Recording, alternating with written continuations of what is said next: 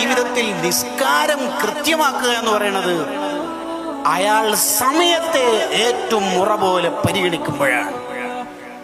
എപ്പോഴെങ്കിലും നിസ്കരിച്ചുകൂടാ. ഇപ്പൊ ചിലരുടെ വിചാരമുണ്ട് ഒരു നിസ്കാരം ഖളായി പോയാൽ ആ നിസ്കാരം ഖളാ വീട്ടിയാ മതി. പോരാ, ഖളാ വീട്ടിയാൽ മാത്രം പോരാ, അതിന് തൗബ കൂടി ചെയ്യണം. കാരണം അവൻ പറഞ്ഞ സമയത്തല്ലല്ലോ നിസ്കരിച്ചത്. ഹറാമാണ്, വൻദോഷമാണ് അവൻ ചെയ്തത്. തൗബ ചെയ്ത് പൊറുപ്പിക്കൽ നിർബന്ധമാണ്. തൗബ ചെയ്യൽ നിർബന്ധമാണ്.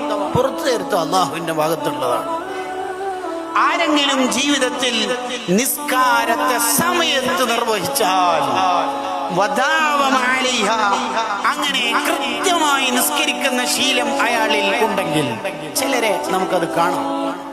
എത്ര ഷോപ്പിന് തിരക്കാണെങ്കിലും വീട്ടിൽ അടുക്കള പണിയുണ്ടെങ്കിലും സമയമായാൽ വേറെ വർത്താനമില്ല, അവര് വേഗം നിസ്കാരത്തിൽ കിടക്കുകയാണ്. അജണ്ട പൂർത്തിയായില്ലെങ്കിലും മീറ്റിംഗ് ഹോൾഡ് ചെയ്യുന്നു, നിസ്കരിക്കുന്നു.